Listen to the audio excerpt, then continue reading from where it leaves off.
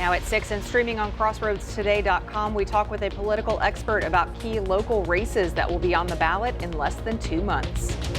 A major investment is bringing new hope for mental health care in rural Texas, including a big boost right here in Victoria County. Plus, the latest on a fire in Goliad County that has scorched about 200 acres of land. Well, the northerly winds make a big difference today. We still had the sunshine, but it was rather chilly this morning and nice this afternoon. High pressure's on top of us. Tomorrow's a good looking day, except for the fact that we have no humidity around here. We'll be talking about that coming up in just a moment.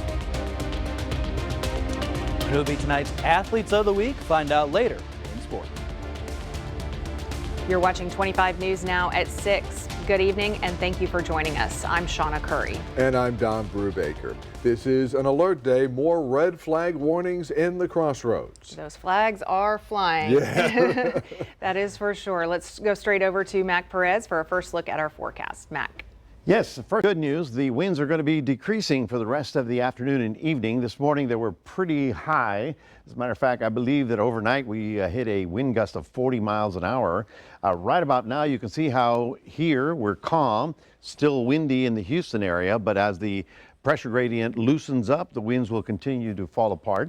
Now here is the real interesting thing. We have very extremely low humidity, less than 20% around the area. And if you go out farther west, it's even lower than that. So that's a big concern.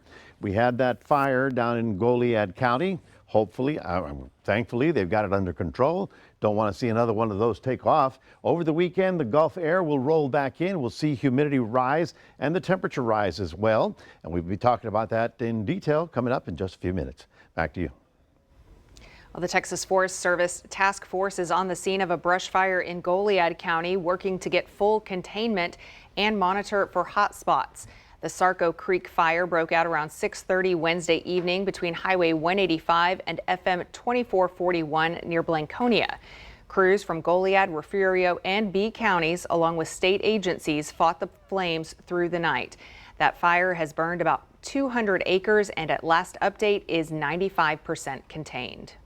Due to red flag conditions, a burn ban was in effect for a second straight day for DeWitt County Thursday. No outdoor burning is allowed due to weather conditions. A proposal to create a statewide system connecting emergency personnel and agencies is among several bills that target problems exposed during the devastating wildfires in the Texas Panhandle last year. To read this full Texas Tribune article, visit crossroadstoday.com. A Victoria man faces 3 charges from the state of Maine. Victoria County deputies, helped by Texas Rangers, arrested 31-year-old Jeremy Leta. He was arrested on the 1700 block of Old Highway Road. Leta had active warrants issued in Maine on charges of unlawful sexual conduct, visual sexual aggression against a child, and sexual misconduct with a child under 12 years of age. Leta is in the Victoria County Jail in lieu of no bond. With several elections on the May ballot, one local political expert says the biggest decision isn't who you vote for, it's making sure you show up and cast a ballot. That's right. And 25 News Now reporter Ray Mosley has more on the elections. Ray? Yes, Sean and Don. Local political expert Woodrow Wilson Wagner II emphasizes the importance of voting in local elections. Election day is May 3rd as candidates prepare for the local elections. The District 6 and 7 seats for the Victoria ISD School Board are open, as well as the city mayoral seat. I spoke with political science lecturer Woodrow Wagner II, and he emphasizes the importance of voting locally. It's so important to vote for those local leaders because they're going to make decisions that affect our lives more so than the state and more so than the federal officials. VISD board president Mike Mercer is retiring, which leaves his district seat open. There's 3 candidates running. Those are Christian West, Joshua Moore, and Mitch Costello. Regardless of who's elected, this individual is going to determine what kind of school your child goes to in Victoria Independent School District. VISD district candidate Margaret Pruitt is running for re-election alongside Andy Rokovich. Wagner mentions both candidates care for the community and want to better the school district. Who's on our school board absolutely matters and is going to matter even more as our school board will have more power than it's probably ever had in its lifetime. Wagner also encourages voters to decide whether the venue tax for the community center will be beneficial. Wagner feels the renovation for the community center would keep events here rather than going to other places. It would mean more events. Wagner stresses that voting is very important because these are the people that will speak for you. The city of Victoria will host 2 meetings to explain what the venue tax means. Those meetings will be Monday, March 31st and Monday, April 14th. The last day to register to vote is April the 3rd. Sean, Don, back to you. El Campo ISD is letting voters decide a bond proposition on the May ballot. The $80.9 million bond, if passed, would be used for additions and upgrades at Hutchins Elementary, El Campo High School, and the Career and Technology facilities. It would also provide safety and security improvements. Voters can learn more about the bond at ecisd.org/bond2025. Governor Greg Abbott announces a $239 million investment to expand mental health care in rural Texas. $40 million of that is coming right here to Victoria County. The funding will go toward a brand new mental health facility named Hope Ranch, adding up to 60 much-needed beds for patients. The goal is to keep those struggling with acute psychiatric illnesses closer to home for treatment instead of sending them to major cities. State leaders say this investment is a game changer, improving access to care and easing the strain on hospitals. Construction on Hope Ranch broke ground last month off Highway 185. The Victoria City Council passed resolutions this week supporting the University of Houston Victoria's transfer to the Texas A&M University system. The council backed the Texas House and Senate bills for the transfer. City Council said the transfer would help the university line up with our area's industrial and agricultural base. Joining the A&M University system, the council said, would provide increased access to resources, learning opportunities, and academic programs. Remember to subscribe to our YouTube channel, Crossroads Today. Hit the like button and click the notification bell to receive alerts. Stay with us. Coming up on 25 News Now at 6, a high-stakes legal showdown erupts after deportation flights take off. Also ahead, humans are playing in the NCAA basketball tournament, but robots are also involved somehow.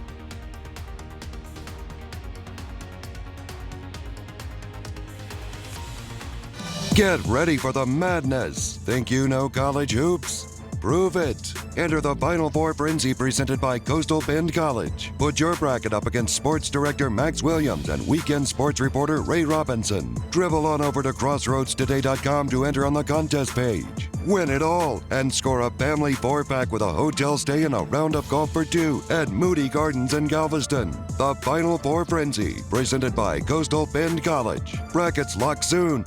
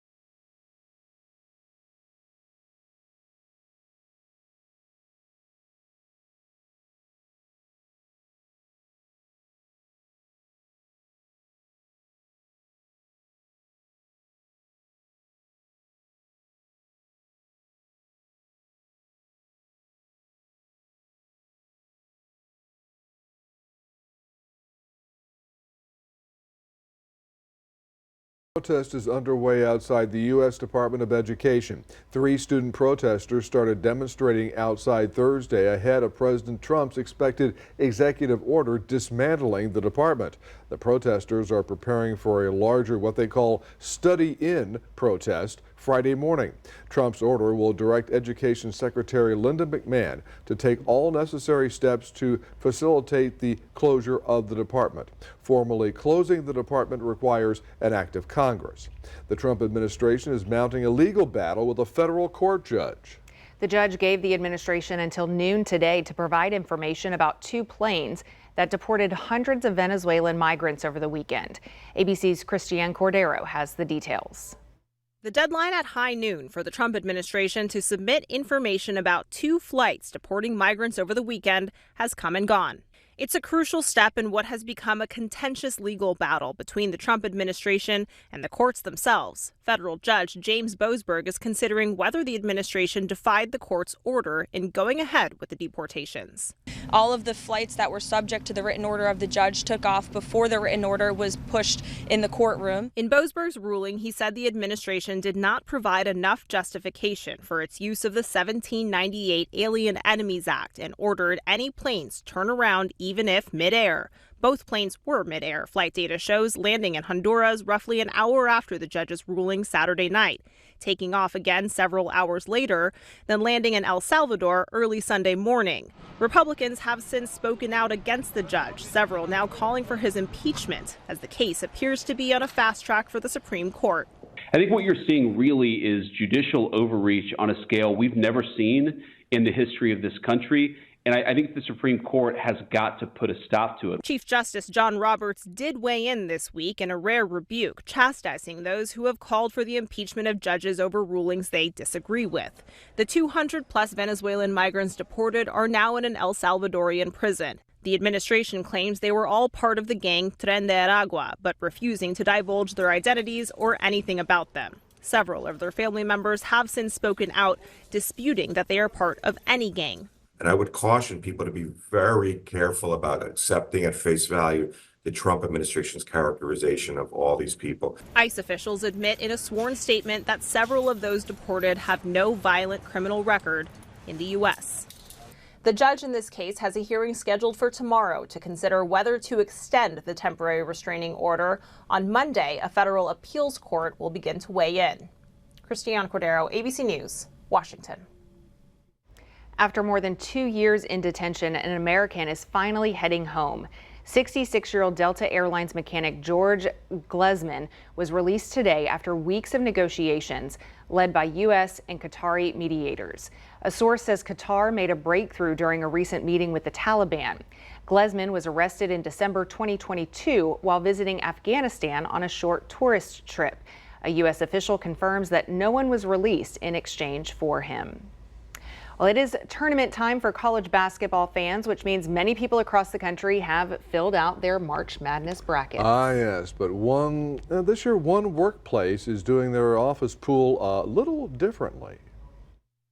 As always in March, the madness is not only felt on the court, but by millions of people filling out their bracket challenges around the nation. But at one company in Phoenix, it's not only humans making predictions, robots are getting in on the action too. We've been around about 12 years now, and we're the largest provider of automated handwriting solutions in the world. At Handwritten, these robots usually spend their days bringing back the lost art of handwritten notes. You can go online, design your own card, choose the handwriting style or choose your own, write that note, include your own signature, include a gift card, stamp it and mail it. But this March, they're taking on a new challenge. We just thought it would be fun to have the robots do something a little out of the ordinary, take a break from writing handwritten notes to writing brackets. Each robot writes out its picks with the help of AI.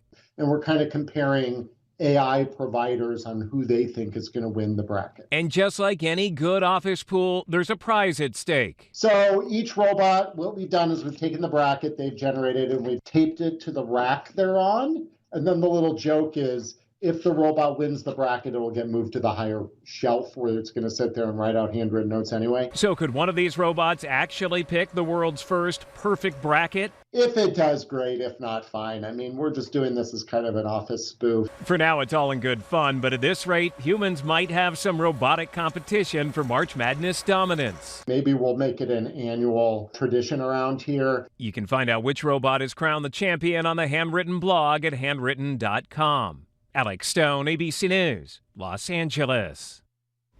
And Final Four frenzy is here. The road to the NCAA championship is wilder than ever. You can predict the upsets and nail, or if you can predict the upsets and nail the perfect bracket, then head to crossroadstoday.com to make your picks and join this madness. So this brings us to our viewer poll. We want to know if you've played our Final Four frenzy. Yes, no, or it's on my list. We want to hear from you. Visit crossroadstoday.com/vote, and 80% of voters say no, they have not played. So they still have time to get in. It just changed, and then it changed back. And 8%. I'm gonna connect no, and it's on my list because basically that, kind of in the same bracket, I guess you could say. It's like a March Madness scoreboard. Somebody makes a jumper, and then it gets closer. There you go. So 88% of you still have time. All you have to do is go to crossroadstoday.com. 82%. Yeah. All right.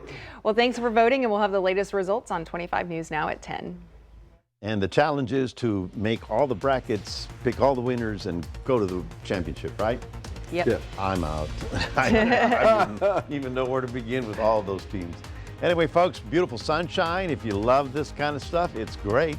This morning, a little cooler than expected. This afternoon, on the crisp side, but we're warming up for the weekend. We'll have all that coming up in a moment.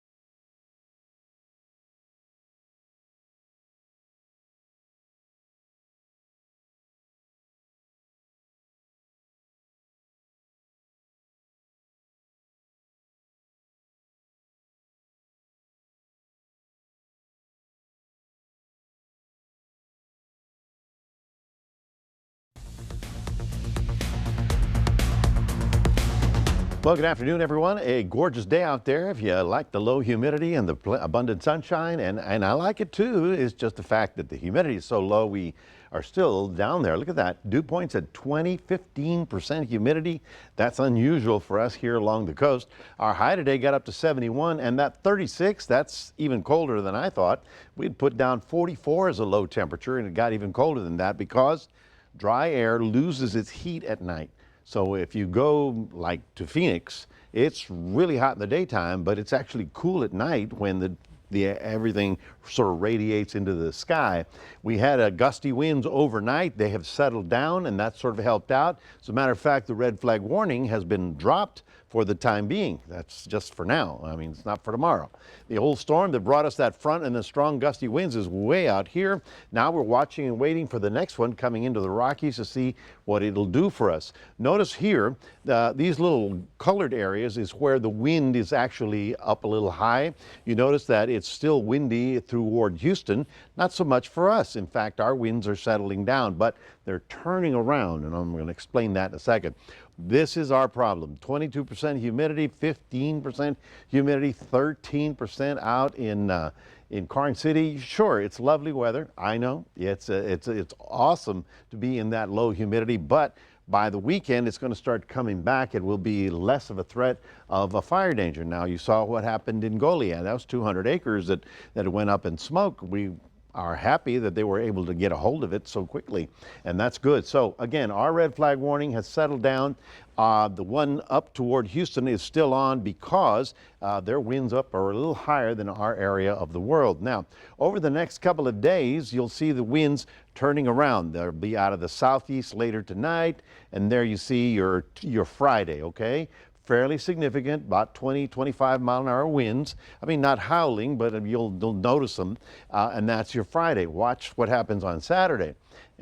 Overnight it slows down, and then on Saturday it's going to slam back up. That's when we expect to get 30 mile an hour winds around our area because of the arrival of that next front that's coming through. So winds still a problem. I wanted to show you the big map. This is the Texas Forest Service. Every one of these dots, the red ones are the ones that are active fires. The dark ones are the ones that are over with. So you've seen they've had a lot of wildfires in East Texas, also to the west of us in the hill country, and even down south. And we were included in that one yesterday when the Goliad fire started off, and fortunately it's over with. So northerly winds slowing down for the night. That's good. High pressure on top of us. Friday's a great day to be outdoors. If you want to, go to the, I don't know, go down to Magnolia Beach or something and just walk around and enjoy that, or just even in the backyard is going to be good. The thing is, the fire danger is still with us, and so over the weekend that humidity will start increasing as the winds turn back around to the southeast. So tonight, chilly, but not as bad as this morning. We're only getting down to about 45. And then tomorrow we're looking for a high of about 77. I'll tell you, I mean, this Chamber of Commerce weather out there tomorrow is going to be gorgeous. And your Saturday is looking good, except that the winds in the afternoon will be getting a little bit stronger. So taking a look at Port Lavaca, look at that.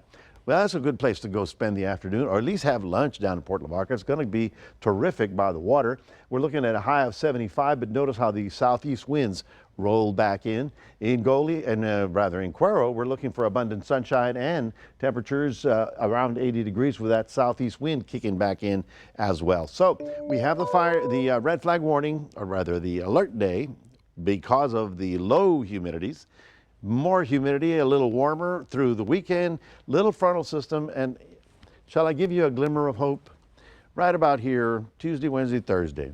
Glimmer of hope that pressures will change and we may get some shower activity. Now, I'm hoping, I'm stretching, but I'm trying to be optimistic here that some rain will actually return to the crossroads. That's your 7-day forecast, reminding everybody we do have a QR code. We'd love for you to scan that, put Crossroads Today on your phone, and here's Shawna. All right, just like some people are holding on to a glimmer of hope for their teams in their March Madness bracket. But now we send it over to Max Williams for sports. Yeah, Shawna, I mean, there could be a couple brackets that might be already busted, because if you pick McNeese State there to beat Clemson, hey, again, that's tough. Or you pick Clemson to beat McNeese State, then you're in some trouble. But, other teams that did well, the Houston Cougars, will talk about how they did. And also, I'll talk about how you can sign up for our Final Four Frenzy contest coming up in sports.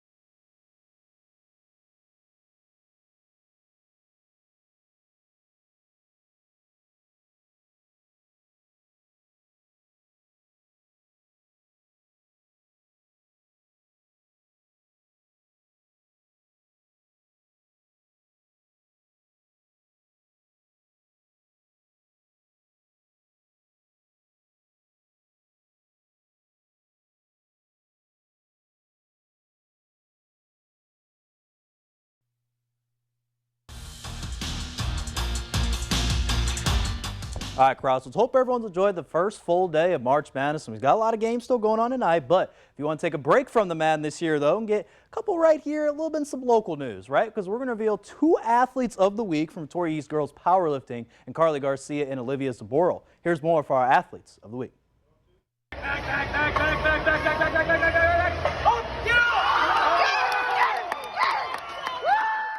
For this week's Athlete of the Week, we're not just handing out to one athlete, we're giving out to 2 athletes from Victoria East Girls Powerlifting and Currie Garcia and Olivia Zaboral. These 2 ladies were state champions for East, with Garcia winning the 181-pound weight class and Zaboral winning the 198-pound weight class.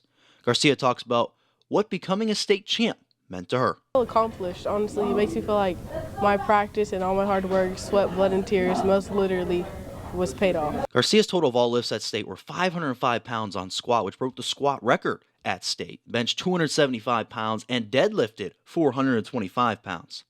Now, with all these huge numbers, you would think she's done this for a while. Well, she just got started into powerlifting only about a year ago. It's not something I've always done. I started last year, and I placed second at state, and I totaled 1,000 pounds at state. With Garcia putting up big numbers at state, Zaboral did as well, squatting 435 pounds, benched 290 pounds, and deadlifted 380 pounds.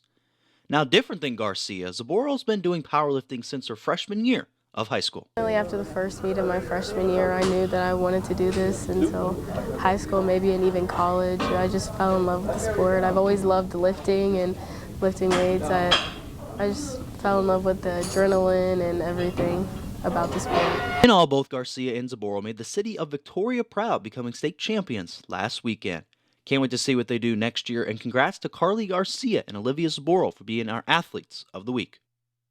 Congrats to both of those girls for being our athletes of the week, but we're going over to our fishing report where the weather was very windy the past couple days. So how will that affect everyone out there in the waters? Well, let's check it out. We're going to check around Coletto Creek, which right now, currently it's good at 6 to 7 degrees, and bass are biting off soft plastic in about 2 to 7 feet of water there on timber if you want to catch, but also bass are also in stages of the spawn. So around Coletto Creek, you can get a lot of bass fishing out there. Over the saltwater areas around East Matagorda Bay, the waters are slow at time there at area. 70 degrees there right now. And again, if you want to catch out at least some bass as well and fish out there in East Matagorda Bay, you can do that as well in that area. Now over to Port O'Connor, it is 68 degrees. Again, kind of the drums, again, halfway down around the jetty areas we've kind of talked about around Port O'Connor the past couple of weeks have been the spot to look at. Also near Bird Island. Again, blue crab are also big time there as well for, again, catching in Port O'Connor. And then finally, Rockport, 62 degrees, and trout, again, favorite spot on the plastics there and drum offs if you want to catch that as well around Rockport. Then finally, even though I mentioned March Madness started today,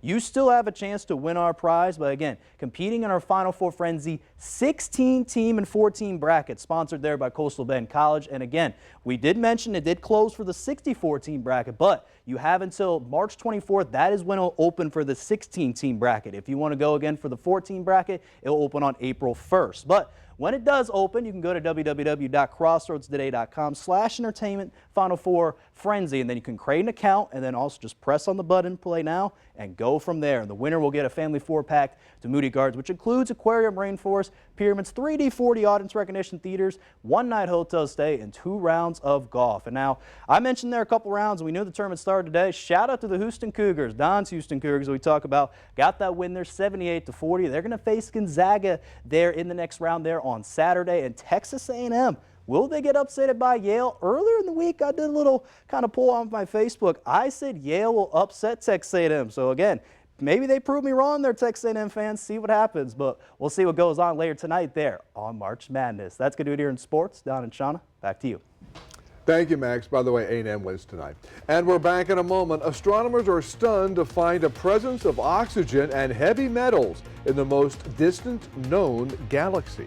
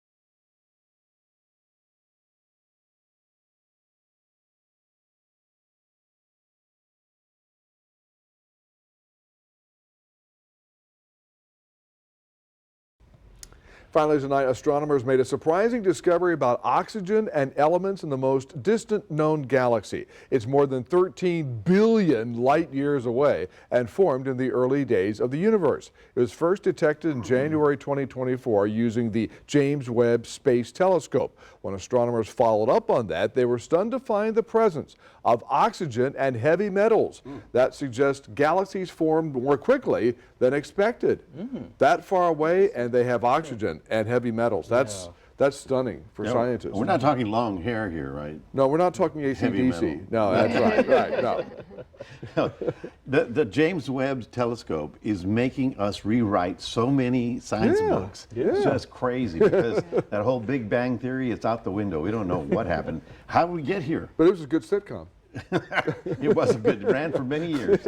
Anyway, folks, we're looking for another nice day. The only problem is the extremely low humidity. The winds are going to turn around tonight and become out of the southeast by tomorrow. So tomorrow, 77. I'd go down, get a sandwich and go down to Port Lavaca and have lunch by the water. Let the seagulls eat food. That's right. Thanks for joining us. We'll see you back here tonight at 10.